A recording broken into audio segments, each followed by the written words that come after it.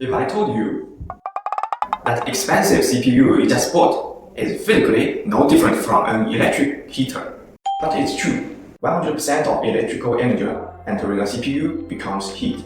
Gaming, rendering, computing, energy-wise, that's just a side effect. Your computer is fundamentally a heater that happens to compute. And the counterintuitive part is yet to come. Industrial laser cutters operate only at 20 to 30% efficiency. 60 to 70% of electricity becomes heat, and those IGBT modules in the power grid, 98%. Sounds great, right? But they handle so much power that the remaining 2% equals 2 space heaters, 3 devices, 3 completely different heat signatures. Today, we break them all down. Let's start with the most familiar one, the chip. CPUs and GPUs, computer chips.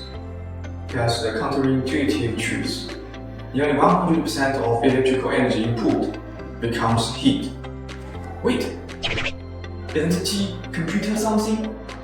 Doesn't computing consume energy? Well, what a CPU outputs is just a stream of ones and zeros. Digital signal carry no energy.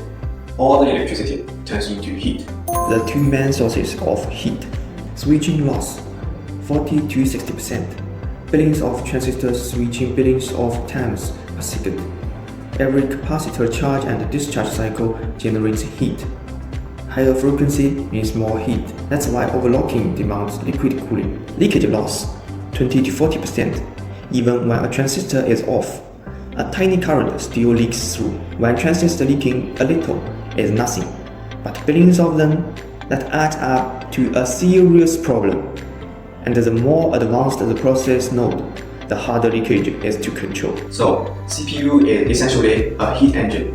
Thermal management is not a luxury, it's necessity. Cheap heat up from computing, but the next device, it burns even harder, just to try. Lasers are different.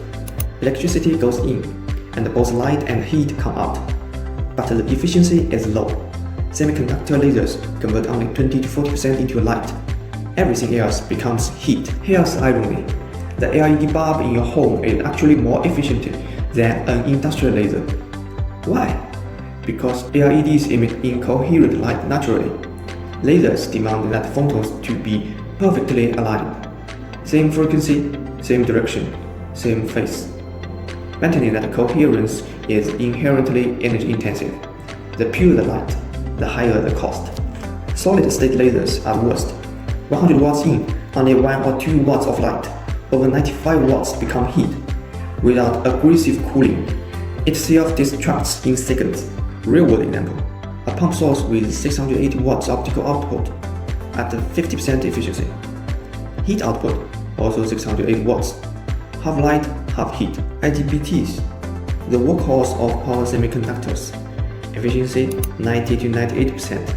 Only 2 to 10% becomes heat. Sounds perfect, right? The problem: these modules handle tens of kilowatts. 5% of 50 kilowatts equals 2.5 kilowatts. That's 2 space heaters crammed into a palm-sized module. Low efficiency, high power applications are IGBT territory. Efficiency can reach 98%, but at high frequencies, efficiency drops, which is why silicon carbide and gallium nitride are gaining ground.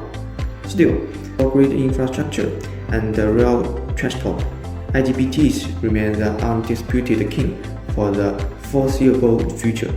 Alright, that was a lot. Let's do a quick recap. 3 things to remember. Chips are heat engines. 100% of electricity becomes heat.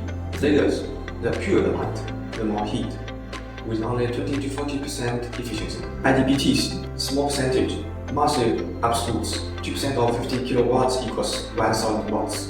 Now you know where the heat comes from. But how do you actually judge if a heatsink works? Next episode, one formula that solves 90% of your selection problems.